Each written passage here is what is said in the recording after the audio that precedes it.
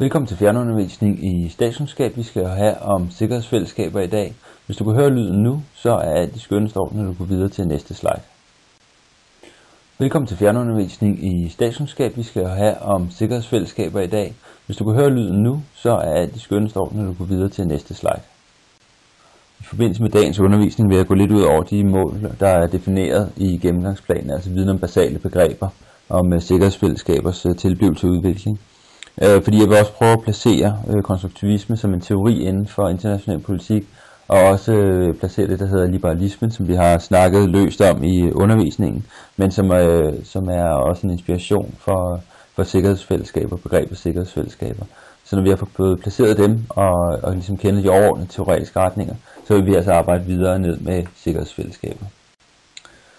Fjernundervisningen er disponeret over tre felter, som vi skal igennem. Det første det vil være, at jeg præsenterer de teoretiske retninger inden for faget international politik, hvor I så skal prøve til slut at lige sammenfatte, hvad forskellen er på realisme, som vi har beskæftiget os med igennem World, og så konstruktivisme, som vi kommer til at beskæftige os med fremover. Grunden til, at vi bruger lidt tid på det, det er fordi, de teorier vil blive præsenteret for os senere hen, når I får modulet om Mellemøsten, vil også ligge inden for de her teoretiske skoler. På den måde så kan I sammenstykke, hvor I har de forskellige teorier fra, og placere dem i de samme kasser, så det bliver nemmere at fremlægge til eksamen.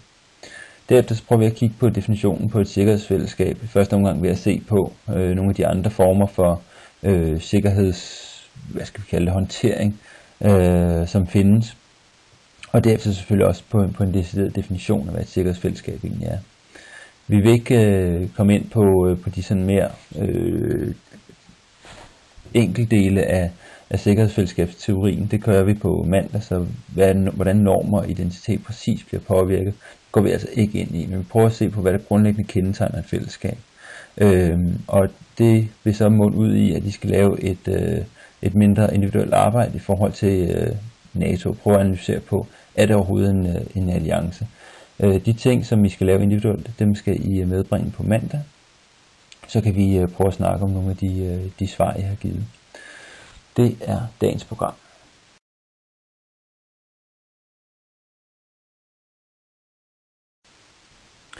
Faget international politik opstår omkring århundredeskiftet.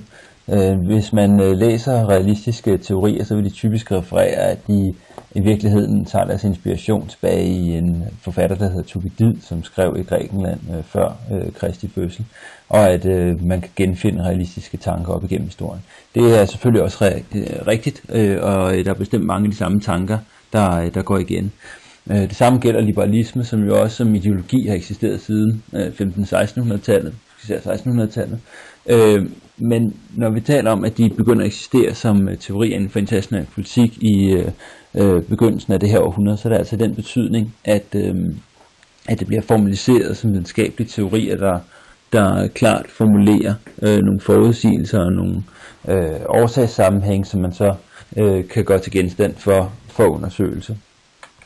Det helt store spørgsmål, som vi jo har snakket om i forhold til anarkiet, det er, hvilke muligheder man anser, der er for at overkomme anarkiet. Hvor man kan sige, at realismen får den konklusion, kommer frem til en konklusion på baggrund af anarkiet, at staterne ikke vil være i stand til at overkomme det, og vi derfor hele tiden vil være afhængige af selvhjælp og af at fokusere på militær sikkerhed. Liberalisme kan man sige er en meget mere optimistisk bud, hvor realismen hele tiden fokuserede på, at historien vil gentage sig i et vist omfang, altså at vi ikke rigtig har mulighed for at overkomme anarkiet. Men så tror liberalismen på, at fremskridt er muligt. Fremskridt er muligt, når der sker teknologiske fremskridt, når folk bliver mere oplyste. Alle sammen ting, som de liberale kunne se ske omkring århundredeskiftet, altså det forrige århundredeskiftet, skal jeg sige. Altså at der var en øget handel, der var en øget uddannelsesgrad blandt befolkningerne, man rejste mere, man vidste i det hele taget mere om hinanden. Det gjorde, at man troede på, at mennesket grundlæggende er fornuftigt og fredeligt. Så hvis man, jo mere man uddannede folk, og jo mere man gav ansvar over på dem, jo mere vil de også være i stand til at sikre en fredelig verden. Det kunne blandt andet ske igennem, at staterne mistede styrke og mistede fokus på det militære, fordi man ønskede at styrke de økonomiske bånd mellem stater. Det kunne også være, at gennem demokratier, at stater blev mere fredelige, fordi man havde jo den grundantagelse, at eftersom folket grundlæggende er fornuftigt, jamen så vil de også være i stand til at vælge ledere, som agerer mere fornuftigt. Krig og ufred opstår, når man har diktatoriske ledere, som træffer beslutninger uden befolkningens viden. Så man kan sige, det var sådan en grundlæggende diskussion, og på mange måder blev liberalismen latterliggjort i 30'erne, altså hvor man helt frem til 1913 sagde, at altså nu er krig blevet utænkeligt, fordi nu handler staterne så meget med hinanden, at det vil koste den for meget. Året efter udbryder den største krig, verden nogensinde har set, og alle international handel falder fuldstændig sammen. Det betyder, at realismen i 20'erne og 30'erne har en kæmpe fremgang, også fordi man kan se den udvikling, der er, at Folkeforbundet, forløberen til FN, falder sammen, og i det hele taget, at diktatoriske stater er på fremmarch, og der tydeligt er krigstrummer på vej. Efter 2. verdenskrig så kommer der et fornyet fokus på liberalismen. Man kan se, at især de vestlige stater får dannet en lang række internationale organisationer. Der kommer et stort fokus på handel og økonomisk fremskridt, og der kommer et rigtig stort fokus på demokratisering, i hvert fald i dele af verden. Det er jo selvfølgelig ud fra en tankegang om, at hvis man får de her ting, så vil det også virke som redskaber for fred. På den måde så overlever liberalismen. Realismen overlever også, og påvirker i høj grad amerikansk tænkning, og munder ud i to former for realisme, som vi har i dag. Vi har neorealismen, som på mange måder er en del af det Walt laver, men Walt går ud over neorealismen. Men neorealismen, kan man sige, den prøver ligesom at fokusere ind på den inderste kerne af realismen, altså det materielle magtbalance, og siger, at vi kan forstå hovedlinjen i, hvad der sker i verden, ved alene at fokusere på den materielle magtbalance. Hvorimod den neoklassiske realisme åbner op og siger, at altså, den enkelte stat har også et vis handlefrihed. Det betyder noget, hvem der er statsleder. Så det er sådan en realistisk debat, som vi ikke vil gå så meget mere ind i, andet end at sige, at man skal være opmærksom på, at der er de her forskellige retninger. Liberalismen spalter sig også ud, hvor vi får det der, som de i teksten omtaler, en neoliberal institutionalisme, som på mange måder accepterer nogle af de antagelser, der er i realismen, altså at man grundlæggende handler ud fra sin helt fundamentale sikkerhedsinteresser og ens materielle forhold, men at internationale institutioner kan virke dæmpende på ufred og få stater til at handle mere fredeligt under optimale omstændigheder i hvert fald. Det kommer vi lige lidt tilbage til, fordi det er jo ligesom en anden forklaring end det, som konstruktivismen giver på, hvorfor internationale institutioner kan virke. Liberalismen fortsætter også at få kæmpe medvind i 70'erne og 80'erne frem, især efter den kolde krigs fald, på grund af de udviklinger, der er. Altså de færreste kan jo genkende det her billede af en verden, hvor stater alene fokuserer på deres egen overlevelse. Vi er jo vokset op i et samfund, som er karakteriseret af globalisering, altså intensiv handel mellem stater. Det er karakteriseret af en øget demokratisering globalt set. Det er karakteriseret ved øget samkvem mellem befolkninger. Vi ser de samme ting. Vi ser, at vi har del af en masse kultur. Så på den måde, så mange af de liberale tanker gør sig jo gældende, altså at vi har de her udviklinger, og det alt andet lige har reduceret risikoen for krig i Europa og Østasien og så videre. Så derfor så bliver liberalismen styrket efterhånden, som de her udviklinger tager fart. Parallelt med de her to sådan store retninger, som stadigvæk er de dominerende inden for international politik, i hvert fald i USA, så er der også nogle andre udviklinger. Marxismen vil jeg ikke gøre så meget ud af, fordi den ikke spiller så stor en rolle længere, som den gjorde tidligere. Men det er i hvert fald et bud, hvor man, som især er blevet brugt inden for udviklingsteori, altså hvorfor har de fattige stater i Afrika, Sydamerika, Sydasien osv., hvorfor har de så svært ved at komme med op på niveau med udviklingsstaterne, hvor man ligesom sagde, at der foregik en form for udbytning af dem. Det kan stadig være relevant, men det er bare et perspektiv, som ligger relativt langt væk fra vores sådan, fokus på alliancer. Så den sidste retning, det er så konstruktivisme, som opstår især i 80'erne, og som i dag, især i Europa, er faktisk blevet den dominerende teoriretning, men også i USA spiller det en enormt stor rolle. Konstruktivismen udfordrer både realismen og liberalismen, fordi hvor realismen har en fast forventning om, at bestemte ting vil gentage sig, så kan man sige, så har liberalismen sådan set også, altså den har en grundantagelse omkring, hvordan verden vil udvikle sig, altså den vil gå i retning af at være mere fredelig, have mere fokus på velstand, reducere staternes krigsførelse osv. osv. Så kan man sige, at konstruktivismen lægger vægt på, at forandring er muligt, men man ikke kan forudse, hvilken retning forandring kommer til at foregå. Der er altså ikke nødvendigvis noget, der gør verden fredeligere. I den måde, vi skal bruge konstruktivisme på, der handler det jo i høj grad om selvfølgelig, hvordan staters forhold til hinanden bliver fredeliggjort, men der er altså ikke noget, som på forhånd, kan man sige, siger, at verden bliver mere fredelig. Konstruktivisme består af en lang række af underretninger, som poststrukturalisme, postmodernisme, kritisk konstruktivisme, mainstream konstruktivisme og 1000 andre forskellige ord. Men det er ikke så vigtigt i vores sammenhæng. Vi refererer bare til det hele som konstruktivisme.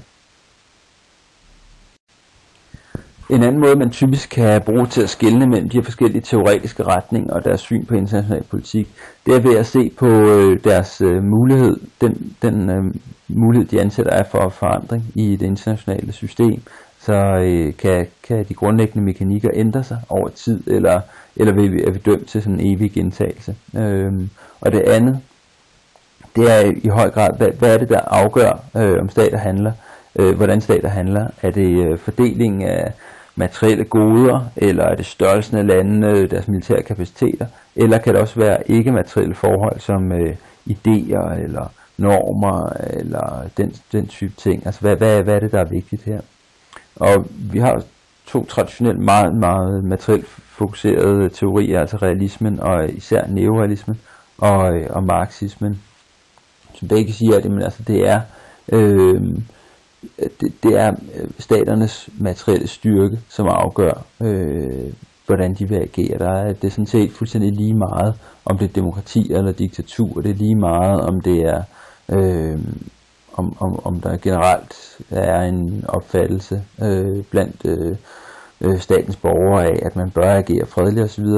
Hvis der er et materielt pres, for eksempel at man er truet af en ekstern aktør med større kapaciteter end en selv, jamen så vil man alliere sig med nogen, også selvom de ikke er del af ens politiske syn. Så altså der er det materielle, der er styrende. At de ikke materielle altså teoriretninger med fokus på det ikke-materielle, der har vi jo i høj grad liberalismen, som jo netop lægger vægt på, at noget som demokrati kan virke fredeliggørende, eller at det, at vi har samkvem med andre gennem rejser og kulturudveksling osv., at det alt andet lige vil føre til et større grad af fredelighed. Det er jo noget ikke-materielt, som går ind og påvirker systemet. Og lige sådan konstruktivismen, som vi skal beskæftige os med især på mandag, ikke? Gennem identiteter og normer, som jo netop er noget uhåndterligt, noget udefinerbart, noget man ikke kan måle og veje i sådan en klassisk forstand. Så er det i høj grad ikke materielle forhold, man vægter. Hvis man kigger på forandringspotentiale, vi har jo snakket rigtig meget omkring realismens sådan cykliske verdensopfattelse, at hvis der er en magt, der er på vej til at ophæve anarkiet, så vil de andre balancere den, og dermed vil den miste relativ magt igen.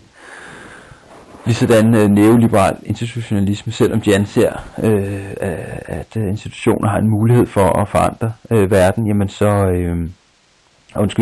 at de har en mulighed for at skabe fredelige forhold i en periode, jamen så hvis stater grundlæggende føler sig truet, eller der sker en forandring i den materielle magtbalance, jamen så vil institutionerne ikke være i stand til at gøre noget ved det. liberalisme ser selvfølgelig, at der er en mulighed for forandring, men grund til at jeg placerede den længere mod lav mulighed for forandring end konstruktivismen, det er det her med, at forandring det vil være en bestemt retning, altid mod fredeliggørelse, altid under betingelse af, at der sker de her faste liberale elementer, altså øget samhandel, øget samkvem, øget demokratisering. Hvor konstruktivismen giver en høj mulighed for forandring i det, at man både kan arbejde i retning af at få nogle kulturer, som gennemsyret af mistillid og anarki, eller nogen, som er gennemsyret af tillid og fredeliggørelse. Der er altså ikke nogen, vi kan ikke på forhånd forudsige, hvor verden vil udvikle sig hen. Godt. Liberalismen og konstruktivismen minder altså en del om hinanden i forhold til, at man lægger vægt på ikke-materielle faktorer, men der er også en del forskel. Vi har allerede snakket lidt omkring det her med fremskridt eller ej, altså at konstruktivismen også lægger op til, at man sagtens skal forestille sig, at tingene ligesom går tilbage, så at sige. Altså hvor liberalismen har meget svært ved at forstå de gange, hvor man ikke ser en entydig udvikling. Altså hvis der først er sket demokratisering, hvis den så forsvinder igen, eller hvis man har en situation, hvor en region er fredeliggjort, hvis den så begynder at gå tilbage igen. Det kan fx være de nuværende udviklinger i visse dele af de ikke-sovjetiske republikker, altså Ukraine og Moldavien. Hvordan kan det være, at demokratiet pludselig forsvinder igen? Eller hvordan kan det være, hvis der har været økonomisk samhandel, som der var før Første Verdenskrig? Hvordan kan det så forsvinde igen? Det har teorien meget, meget få bud på.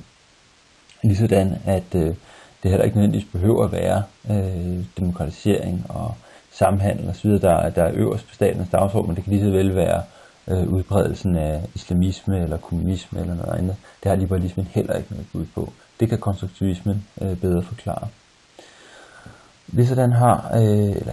Men liberalismen har en antagelse af, at stater agerer rationelt i den forstand, at man er i stand til på forhånd at regne ud, hvad deres interesse må være. Deres interesser er givet af primært økonomi, primært af hvad befolkningen ønsker sig. Altså det vil afspejle det. Så på den måde så kan vi nogenlunde forudse, hvordan de vil agere i international sammenhæng. De vil altså være konkurrencefokuserede, de vil være egoistiske i den betydning, de ønsker sig mest for sig selv, men de vil altså ikke være krigeriske eller forhindre andre i at få mere end dem selv, så længe de selv får noget mere, end de ellers ville have fået. Så på den måde så har vi sådan en vis rationel antagelse. Konstruktivismen har sådan set ikke en idé om på forhånd, hvordan stater vil agere.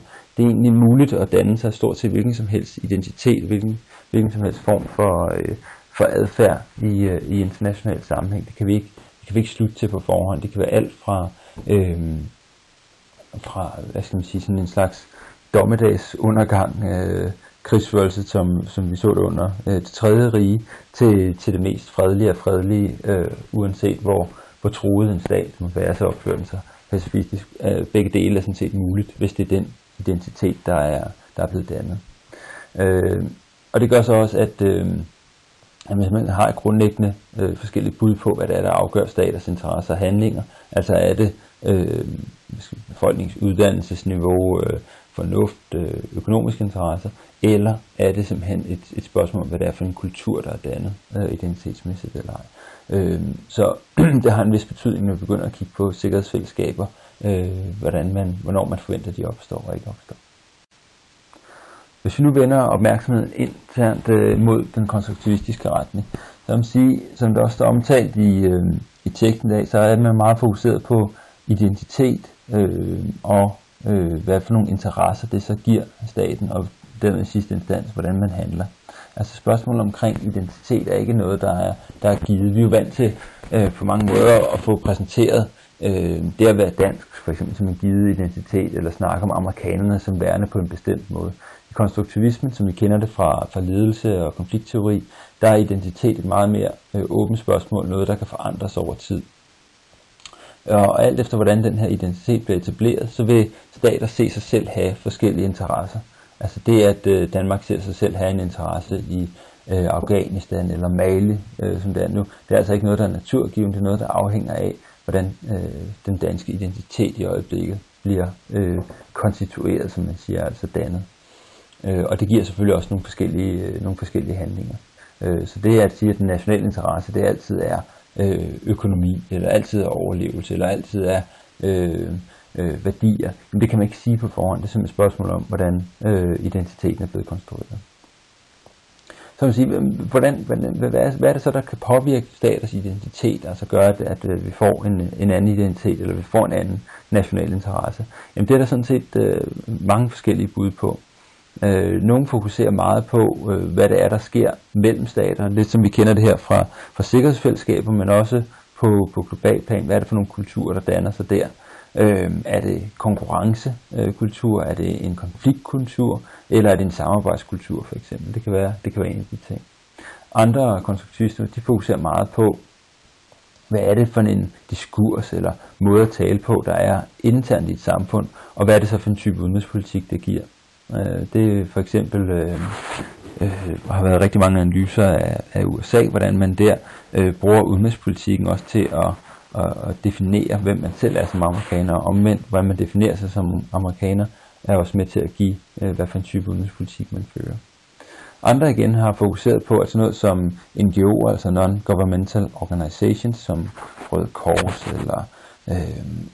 eller andre internationale organisationer, som ikke er statslige, hvordan de kan være med til at præge normer, på trods af, at de ikke har nogen reel magt. Så den måde, de taler på, kan være med til at ændre, hvordan stater handler. Det kan fx være i forhold til sådan noget som forbud mod klyngevåben eller landminer, hvor man kan sige, at stater vælger at acceptere den norm, på trods af, at de måske kan have en militær interesse i at vedblive ved at have de her våben, jamen så bukker de simpelthen under for det normpres, der er skabt grundlæggende for NGO'en, men som så i stedet spreder sig til staterne. Så det er også et sted, hvor nogle konstruktivister fokuserer. Og så den sidste, altså internationale organisationer i sig selv kan være med til at socialisere deres medlemmer, at det ikke kun er hvad der sker mellem stater, men at organisationer også kan være med til det. Det er for eksempel i forhold til EU, at der er rigtig mange, der har lavet sådan nogle analyser, hvordan de viser, at når sådan en statslig elite, altså embedsmænd og politikere osv., at de bliver mødt af det her apparat, som er EU, jamen så begynder de simpelthen at ændre deres opfattelse af, hvad deres stat er, og hvad statens interesse er. Så det er en lang række forskellige konstruktivistiske analyser. Vi har så valgt, eller jeg har valgt, at vi fokuserer på den første og den sidste pind, kan man sige, og især den første pind i forhold til sikkerhedsfællesskaber. For at være endnu mere præcis i forhold til, hvad det er for en type konstruktivisme, vi bruger, så også i studiet af NATO findes der også to forskellige former for konstruktivisme. Og det handler i høj grad om, hvor meget man ser NATO's identitet som noget, der er udviklet internt, eller noget, der er udviklet i samspil med andre. Hvor den teori, som vi skal beskæftige os med, ligger i høj grad i den øverste boks, altså at NATO's værdier og identitet, og dermed også medlemsstaternes, det er noget, der er skabt i samspillet mellem medlemsstaterne, nogle normer, der er opstået, en identitet, der er opstået i samspillet mellem dem. Der er også andre, og dem skal vi så ikke læse, som siger, at NATO er på mange måder afhængig af at bruge eksterne aktører som et modbillede, hvor man så danner sit eget i forhold til det. Det er for eksempel i forhold til Rusland, hvor man siger, at altså, Rusland står for magtpolitik, Rusland står for hemmelige aftaler, Rusland står for mangel på internationalt samarbejde. Jamen så er NATO og alt det andet, ikke? Vi er samarbejdende, vi er de fornuftige, vi er dem, der fokuserer på demokrati osv. osv. Så på den måde så er man ligesom afhængig af at bruge andre aktører som et modbillede for på den måde at kunne vise, hvem man selv er. Men vi har altså prøvet at fokusere på den øverste pind. Vi kender jo den realistiske forståelse af NATO gennem Walt, og det der er interessant nu, det er at prøve, i forhold til den måde, jeg har fået præsenteret konstruktivismen på, så prøve at notere nogle af de grundlæggende forskelle, I ser mellem en realistisk og konstruktivistisk forståelse af NATO. Hvad er det, der gør, at vi har at gøre med to forskellige teoriretninger, og hvad er de vigtigste forskelle mellem dem? prøv at bruge lidt tid på det og få noteret dit svar ned, sådan, så vi kan prøve at diskutere det på mandag. Det er altid nemmere at forstå en ny teoriretning, hvis man tydeligt er i stand til at vise og forstå forskellene til de andre teoriretninger, man har arbejdet med.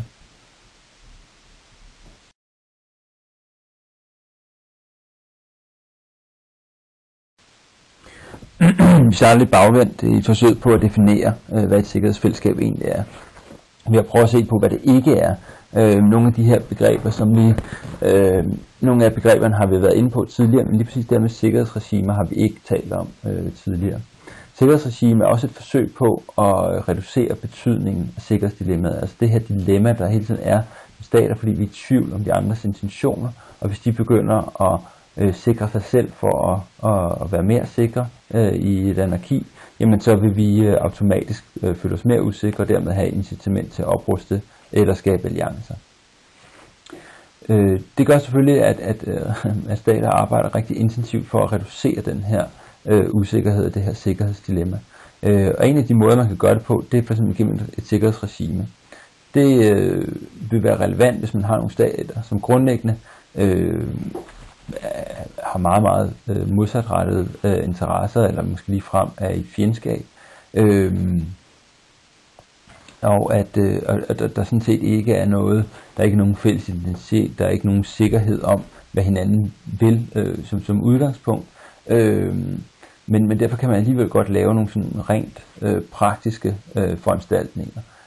Eksempelvis foreslog den amerikanske præsident Eisenhower i 60'erne og 50'erne, at man lavede en såkaldt open sky. Altså det var tilladt at lave al den spionage, man ville ind over Sovjetunionen og USA. Det var ikke fordi, man brød sig specielt meget om hinanden, tværtimod, men det var et forsøg på at sige, jo mere vi ved om hinanden, jo mindre er risikoen for misforståelse, jo mindre er risikoen for, at vi tror, at russerne er lige ved at angribe, hvis vi hele tiden har mulighed for at overvåge dem. Hans initiativ blev ikke til noget, men er et eksempel på et forsøg på at etablere et sikkerhedsregime. Det kan også være, at man aftaler, at der skal være en såkaldt hotline, en rød telefon, altså hvor regeringsledere i 2 lande kan ringe direkte til hinanden, hvis der opstår en krise, for på den måde at forebygge tvivl og usikkerhed omkring, hvad den anden vil. Men fordi man opretter en rød telefon, eller fordi man bliver enige om at overvåge hinandens våbenproduktion, eller hvad det kan være, så betyder det ikke, at der nødvendigvis behøver at opstå tillid. Det betyder ikke, at der behøver at opstå en fælles identitet eller andre af de her ting. Det kan sagtens fungere som en rent praktisk foranstaltning, der reducerer sikkerhedsdilemmaet. Så på den måde så er sikkerhedsregimet det meget mere afgrænset, lille, teknisk typisk foranstaltning i modsætning til sikkerhedsfællesskabet. Sikkerhedsfællesskaber og alliancer behøver ikke at være det samme.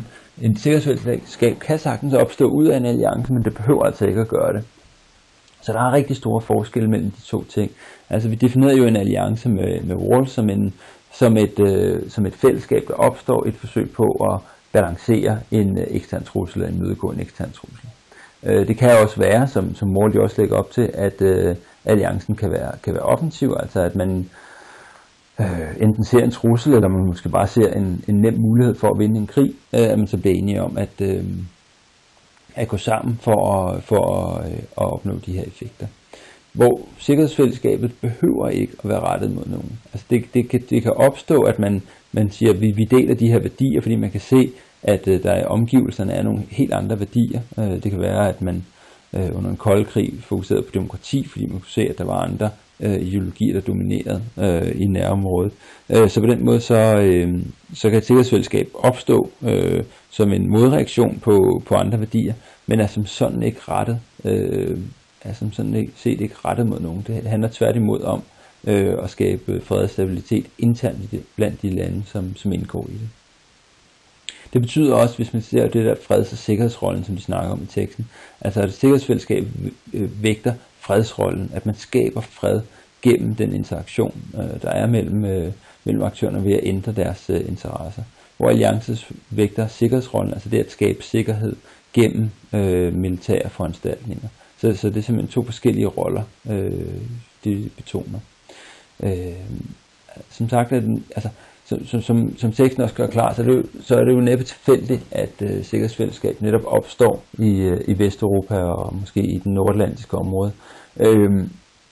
Fordi man har nogle alliancer, som er dannet i en situation med nogle klare ideologiske konfrontationer, og man har nogle alliancer, som faktisk får lov at blive i rigtig, rigtig mange år, fordi den kolde krig er så fastfrossen og permanent, som den er. Altså virkelig en langvarig konflikt. Så man har rigtig mange år, hvor man går og mødes og taler sammen og bygger tillid og begynder at få noget af det samme syn på verden, altså man simpelthen begynder at ændre identitet. Så når så den eksterne trussel falder bort, så står der rent faktisk et sikkerhedsfællesskab, som i sig selv kan være stabilt. Forholdet mellem sikkerhedsfællesskab og alliance kommer I tilbage til, når I skal prøve at lave det individuelle arbejde for at overhovedet diskutere, er det overhovedet meningsfuldt som Walter at kalde NATO en alliance længere, eller er NATO simpelthen blevet til et sikkerhedsfællesskab uden klare alliancetegn? Kollektiv sikkerhed kom til at fylde relativt lidt, da vi snakkede om FN, men er sådan set vigtigt lige at få præciseret. Kollektiv sikkerhed er en grundlæggende idé om, at en gruppe af stater, og ideelt set alle verdens stater, går sammen og siger, hver aggression fra en stat mod en anden stat er ulovlig, og hvis det sker, så er alle stater forpligtet til at gribe ind over for aggressoren. Det er altså ikke en alliance, der er vendt mod eksterne partnere. Nej, det er noget, som er internt. Hvis der er en, som ligesom bryder vores fælles grundlag, at man ikke må angribe, jamen så er alle forpligtet til at sætte vedkommende på plads. Det var det, som var grundlaget for Folkeforbundet, og man kan også sige, at det er det, som er grundlaget for FN. Forskellen i forhold til et rent kollektivt sikkerhedsarrangement, og så FN, det er, at vi overlader det til nogle relativt få stormagter at beslutte, om der er sket et brud på international fred og sikkerhed. Så på den måde så er det knap så kollektivt og mere op til nogle enkelte stater. Men princippet er sådan set det samme, at når så der er udpeget en aggressor, så har man sådan en forventning om, at det vil være i alle staters interesse at deltage i de her missioner, fordi man på den måde hjælper til med at sikre fred og sikkerhed. Det er sådan set radikalt anderledes, eller det er væsentligt anderledes end sikkerhedsfællesskaber, fordi den primære effekt, man regner med at opnå ved kollektiv sikkerhed, det er, at det kan godt være, at vi sætter en masse stater sammen, som har vidt forskellige interesser, og måske endda har en masse fjendskaber, men ved, at der er den her trussel om, at hvis de gør noget offensivt, så vil de blive straffet. Så kan vi holde det på plads. Det gør selvfølgelig også, at man kan sige, at der er sådan en vis syn på, at vold kan være legitimt i visse sammenhænge. Altså at hvis der er et andet land, der har været aggressivt, så er det også tilladt at bruge vold inden for det kollektive sikkerhedssystem. Modsætning til det, så er sikkerhedsfællesskaber, det er sådan set en tro på, at man inden for det her område, der har man så fælles interesser, så man er i stand til at bruge fredelig forandring som et redskab til at skabe fred. Det er altså rigeligt, at man har diplomati og samtaler osv. til at kunne holde stater fra at bruge magt.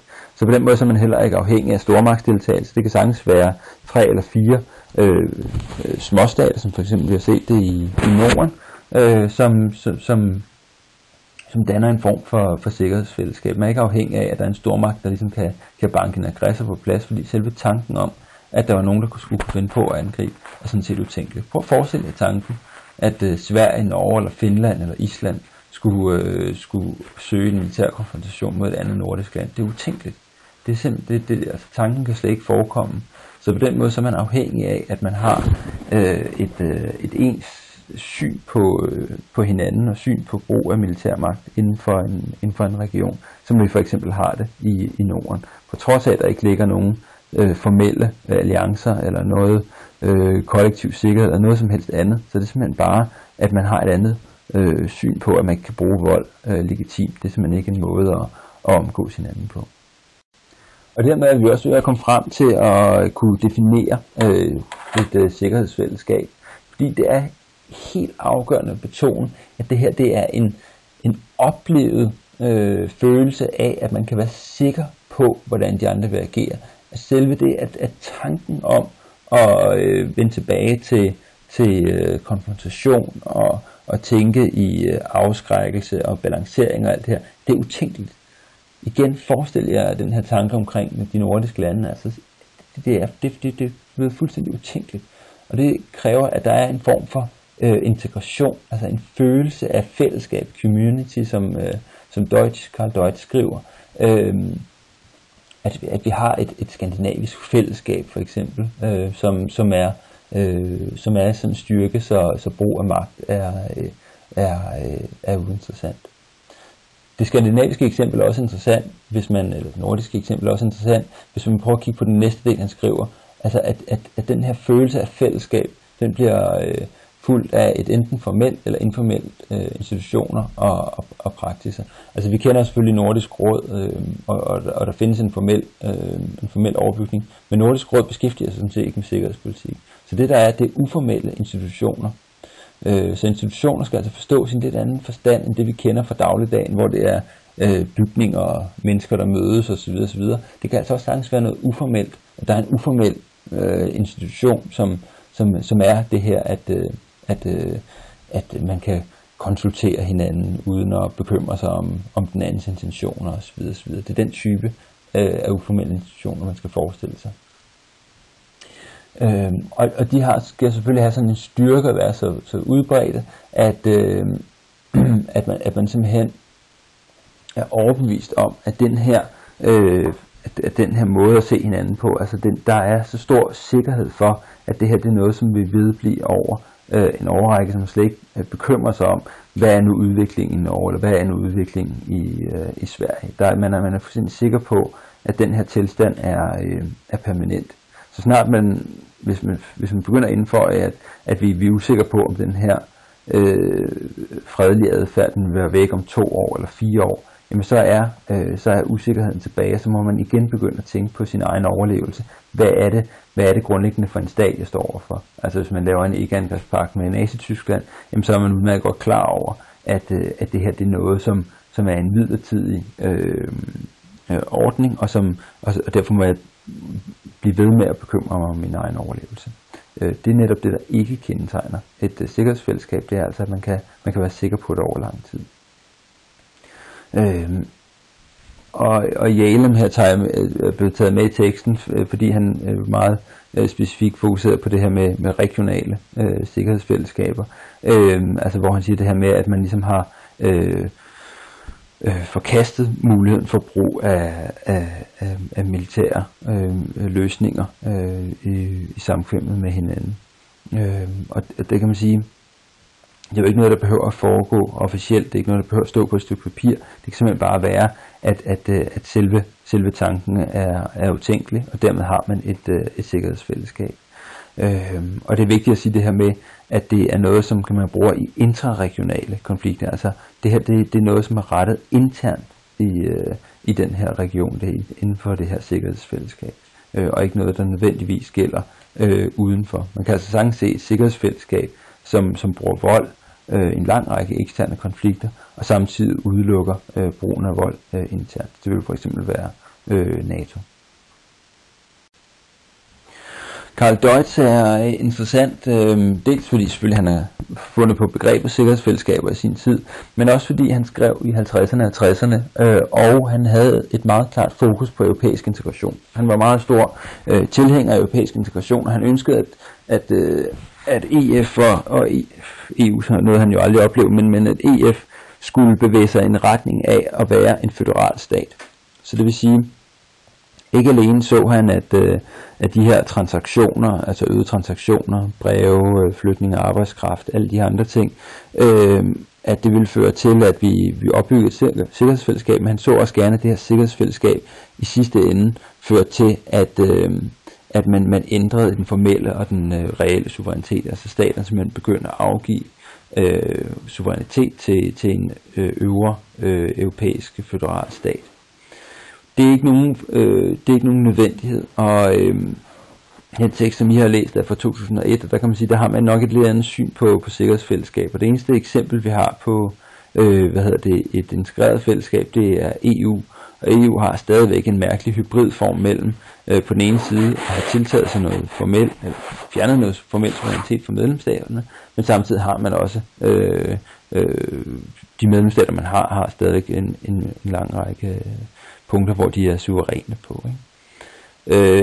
Så derfor så det, som teksten beskæftiger sig med, det er især de pluralistiske fællesskaber. Altså vi har nogle stater, som har bevaret deres suverænitet og uafhængighed, og ikke afgiver muligheden for eksempel, at man kan træffe beslutninger ved flertal, som man kan i EU, eller at man kan blive at man kan vedtage lovgivning, som har direkte retsvirkning ind i landet, sådan som EU også kan i Danmark. Så det pluralistiske fællesskab er på mange måder mere dækkende for for den type sikkerhedsfællesskab, vi har i NATO. Der er ikke noget, der begrænser USA's suverænitet, for eksempel af uafhængighed i NATO. Det er stadigvæk fuldstændig bevaret. Men derfor er der stadigvæk tale om et sikkerhedsfællesskab, altså at USA ikke kan forestille sig at bruge væbnet magt mod Vesteuropa.